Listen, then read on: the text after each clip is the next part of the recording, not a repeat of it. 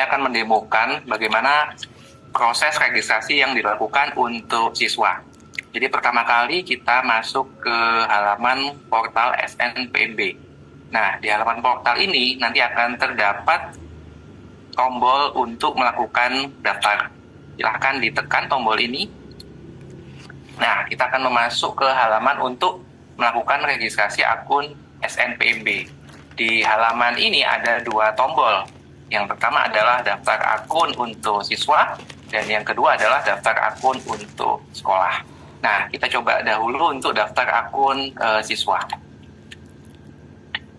Di halaman ini, kita diminta untuk menginputkan NISN, NPSN, dan tanggal lahir. Nah, kebetulan tadi kita sudah dapat satu orang volunteer, saya akan masukkan data NISN-nya, kemudian data NPSN, dan tanggal lahirnya.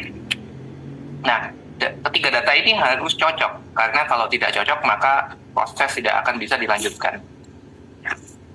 Rido, cocoknya tuh cocok di data Pusdatin atau cocok di mana? Cocok di data Pusdatin, Bu. Oke, siap ya, cocok di situ ya. Jika data yang kita inputkan sudah betul, namun ternyata ditolak, berarti ada yang salah di data Pusdatin. Nah, itu harus dikonfirmasikan ke Pusdatin melalui sekolah. Ini terima kasih ya pada Alisa Humaira Pradata. Kita doakan bersama-sama mudahan Alisa yang menjadi volunteer hari ini bisa masuk ke dalam perguruan tinggi di prodi yang dipilih. Amin. Silakan lanjut, Pak. Baik, nah di halaman ini kita bisa mengecek apakah data-data kita sudah benar. Yang bisa dicek adalah NISN, lalu NPSN, nama lengkap, nama sekolah, dan tanggal lahirnya. Nah, kalau ada data yang belum benar, nanti jangan dilanjutkan proses ini, silahkan dikonfirmasikan ke sekolah. Lalu selanjutnya saya akan memasukkan email saya. Ini email saya. Emailnya nanti adalah email dari Alisa ya, bukan emailnya saya ya, berarti gitu ya, ini ya, email yang sebenarnya gitu, supaya sampai ke alamatnya gitu ya. Jadi email siswa masing-masing. Jadi gunakan email utama yang bisa dibuka. Jadi maka nanti akan mendapatkan konfirmasi email. Nah, setelah tombol daftar ditekan, maka nanti akan ada konfirmasi. Jadi pembuatan akun SNPMB dengan nama Alisa Humaira Pradata dan email siswa@snpmb.id telah berhasil.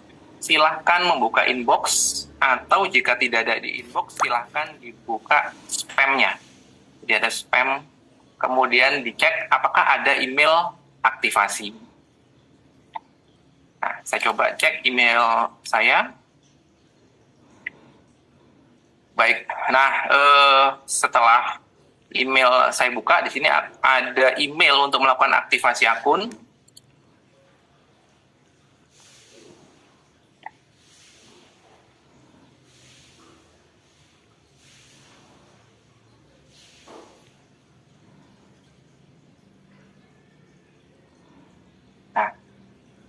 Setelah tombol aktivasi diklik di dalam email, kita akan diminta untuk memasukkan password dan konfirmasi password. Password ini, mau dicek. Ya. Ini keluarnya, oke. Keluarnya nanti akan ada halaman layar seperti ini, di mana ada tulisan aktivasi akun SNPMB, kemudian ada untuk buat password baru Anda. Nah, bisa tambah di layar. Ini password yang diinputkan minimal ada 8 karakter, kemudian mengandung minimal 1 huruf kecil, mengandung minimal 1 huruf kapital, dan angka.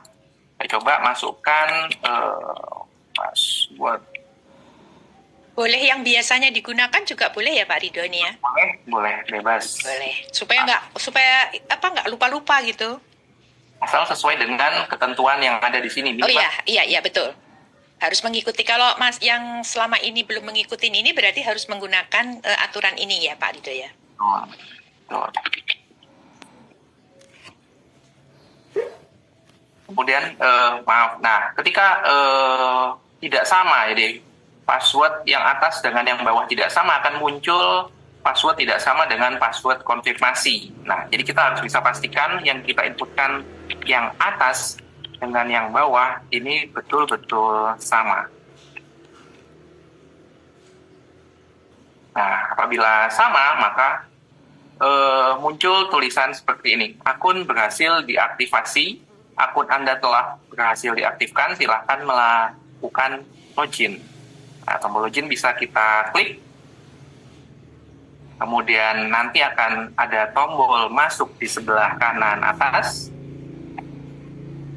Nah, kita akan bisa masukkan email yang kita miliki tadi yang sudah digunakan.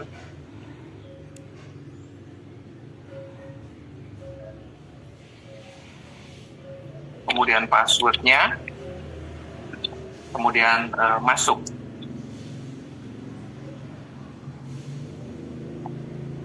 Baik. Nah, di halaman ini ada 3 menu. Nah, yang perlu kita klik sebetulnya hanya verbal saja.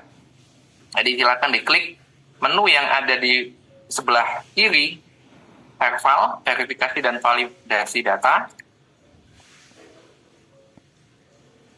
Nah, di halaman ini kita bisa mengecek data kita yang ada di Pusdatin, jadi NISN, nama siswa, jenis kelamin, tempat tanggal lahir, dan lain sebagainya. Kemudian mengisikan isian yang diminta. Yang pertama adalah agama, kemudian alamat domisili, kemudian provinsi, kabupaten, kecamatan, kelurahan, RT, RW, dan kode pos. Nah, setelah itu ada nomor handphone, penghasilan ayah, kemudian penghasilan ibu, jumlah tanggungan orang tua, kemudian kita bisa klik simpan perubahan. Nah, setelah tombol simpan perubahan ditekan, akan muncul data berhasil disimpan. Artinya, proses penyimpanan telah berhasil. Nah, jika ini sudah terjadi, kita bisa mengklik tombol selanjutnya. Di halaman ini kita diminta untuk mengupload foto. Jadi silakan disiapkan sebuah foto dalam format JPG atau JPEG dengan ketentuan yang ada seperti di layar. Saya akan pilih satu data foto, kemudian saya akan tekan unggah. Ini filenya sudah saya pilih, ada foto JPG dan unggah. Nah, ini adalah fotonya foto. Bukan fotonya Alisa kan ya? Harusnya ya, nanti fotonya Alisa nih ya. Oke, silakan Pak Ridho. Contoh aja. Contoh yang sudah kami siapkan. Kita diminta untuk meletakkan wajah yang ada di foto agar sesuai dengan lingkaran berwarna putih yang ada di layar. Nah, jadi kalau dilihat, ini lingkarannya besar, namun wajahnya masih kecil. Kita perlu menekan tombol plus, tombol tambah. Kemudian kita bisa geser wajahnya ke bawah agar berada di dalam lingkaran putih. Bisa kita zoom lagi sampai pas. Jika sudah pas, kita bisa tekan tombol crop. Nah, maka hasil akhir fotonya sudah dalam kondisi yang sesuai dengan kebutuhan SNPMB. Jadi fotonya harus cukup besar, karena tadi yang di-uploadkan masih kecil ya. Jadi ini sudah di zoom, sudah sesuai. Kita bisa tekan tombol simpan. Baik. Jika sudah disimpan, silahkan cek di sebelah kanan. Maka di sini akan tampil foto yang sudah kita simpan tadi. Silakan dikonfirmasi akhir, NISN, nama siswa, dan data-data yang lain apakah sudah sesuai. Jika belum sesuai, bisa klik sebelumnya. Jadi kembali lagi ke awal. Jika sudah sesuai, maka ini bisa dicentang dan ditekan tombol simpan permanen. akan muncul satu buah konfirmasi lagi yang menyatakan bahwa data yang diisikan adalah benar.